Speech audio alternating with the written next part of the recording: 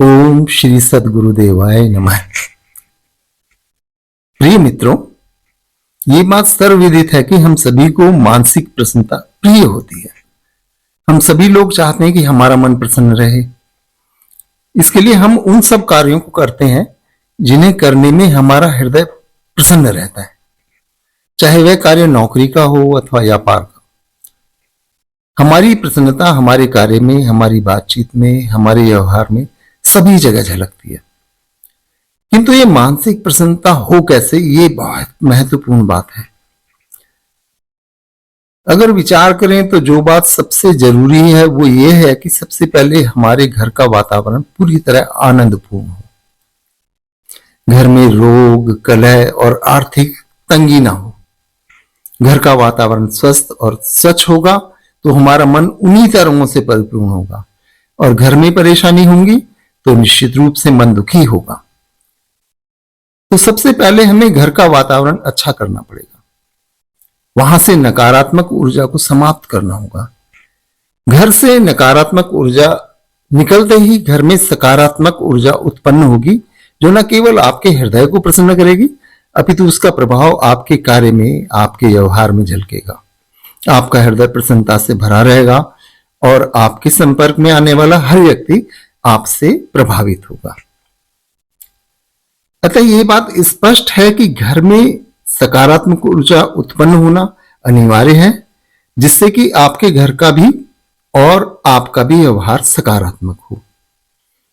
इसके लिए मैं आपको एक उपाय बतलाने जा रहा हूं जो आपके जीवन में आमूलचूल परिवर्तन ला देगा। ये एक अनुभूत प्रयोग है और श्रद्धा, भक्ति, प्रेम और विश्वास के साथ करते ही आपके समस्त दोषों को समाप्त कर आपके हृदय को आनंद से भर देगा और आपके परिवार की सारी नकारात्मकता को समाप्त कर आपके जीवन में उमंग व उत्साह भर देगा। अब मैं आपको इसका प्रयोग बतलाता हूं। सर्वप्रथम संध्या पश्चात रात्रि के प्रारंभ में किसी तांबे के लोटे में पंचमुखी भोलेनाथ का ध्यान करते हुए 5 बड़े पंचमुखी रुद्राक्ष डालें और उसे स्वच्छ जल से भर लें। गंगा जल यदि उपलब्ध हो तो 1-2 बूंद गंगा जल की डाल लें। यदि गंगा जल उपलब्ध ना हो तो गंगा जल का आह्वान करते हुए, गंगा मैया को प्रणाम करते हुए स्वच्छ जल से भर लें, तो उसका भी प्रभाव उतना ही होगा जितना गंगा जल का। अब उस लोटे को पूजा के स्थान पर रखकर, जहां आपने मंदिर में शिव परिवार स्थापित कर रखे हो, उनके सम्मुख रखें। यदि आपके मंदिर में शिव परिवार नहीं है तो किसी पूजा की दुकान से शिव परिवार का फोटो लेकर मंडवाकर स्थापित कर लें, जिनमें कि गणपति और कार्तिकेय भगवान के साथ साथ नंदी भी हो। यदि बिना नंदी का फोटो मिले तो धातु अथवा पत्थर के छोटे से नंदी लेकर शिव परिवार की ओर मुख करके स्थापित कर दें। सुगंधित धूप व अगरबत्ती प्रज्वलित करें। पीतल के छोटे दीपक में गऊ के घी में भीगी हुई रुई की बत्ती प्रज्वलित करें।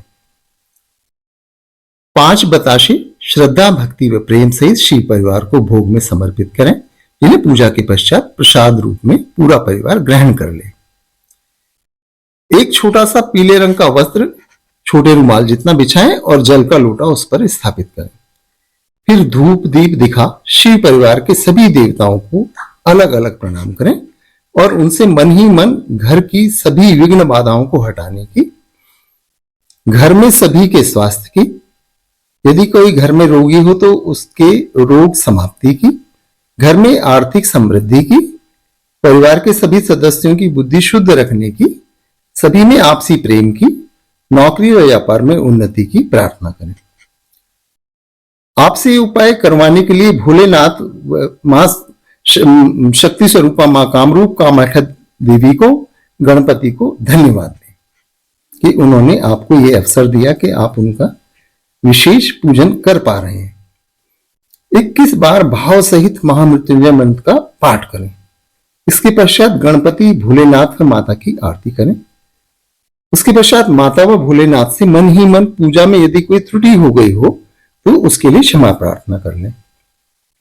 फिर साष्टांग प्रणाम करके, यदि शरीर स्वस्थ नहीं है या आप इतने योग्य नहीं है तो केवल धरती पर सर टेक कर प्रणाम कर लें। आरती लेकर लोटे के जल को ढककर रख दें। सुबह स्नान के पश्चात उस जल को थोड़ा थोड़ा पूरे घर में छिड़कने के पश्चात शेष बचे जल को घर की मुख्य देहली के दोनों ओर डाल दें। यह कार्य करते समय लगातार ओम नमः शिवाय का जाप करें। घर में जल के छींटे देते समय कुछ अंश अपने ऊपर भी छिड़क लें। याद रहे कि शनि, राहु, केतु जैसे क्रूर ग्रह यदि किसी जातक की कुंडली में विपरीत चल रहे हों तो उस व्यक्ति का अनिष्ट करने में उनकी अपनी सामर्थ्य नहीं होती।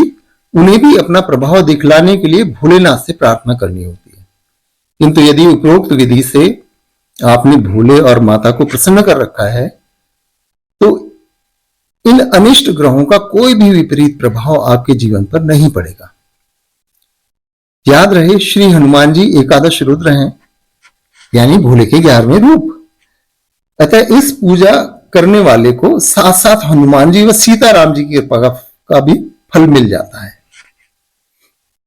भगवान राम जब रावण पर विजय कर अयोध्या आकर राजगद्दी पर विराजमान हो गए थे तो उन्होंने सभी प्रजाजनों को बुलाकर उन्हें उपदेश दिया था। तब उसी समय उन्होंने शंकर भगवान की उपासना करने की सभी को प्रेरणा भी दी थी। प्रभु श्री राम ने तब प्रजाजनों से कहा था, एक दोहा आता है श्री रामचरितमानस में, और एक गुपुत मत सबही कहूं कर जोर, शंकर भजन बिना नर भगति न पावई मोर। यह दोहा श्री रामचरितमानस के उत्तर कांड का 45वां दोहा है। अतः भोले की भक्ति के लाभ का प्रमाण इससे उत्तम और कोई नहीं मिल सकता। अतः मित्रों, इस सरल उपाय को करके अपने घर से सभी नकारात्मकता को समाप्त कर प्रसन्नता व उमंग भरा जीवन जिए। आपके हृदय की प्रसन्नता आपके घर व बाहर आनंद की वर्षा करेगी और आपके संपर्क में आने वाला हर व्यक्ति इससे अवश्य प्रभावित होगा। मित्रों, आप इस रहस्य को अपने संपर्क में आने वाले सभी व्यक्तियों को, जिनमें की श्रद्धा भक्ति प्रेम हो, उन्हें आप इसको साझा करें, उन्हें बतलाएं पूरी विधि। और इस प्रकार एक सुंदर समाज के सृजन में, इस सृष्टि में आपका जो जीवन प्रकृति ने आपको दिया है परमात्मा की असीम अनुकंपा से, उसमें योगदान दें। मैं इसी प्रकार के मार्गदर्शक उपाय समय समय पर आपको देता रहूंगा। कृपया चैनल को लाइक, सब्सक्राइब व मित्रों में शेयर करें और बेल आइकन भी दबाएं। धन्यवाद।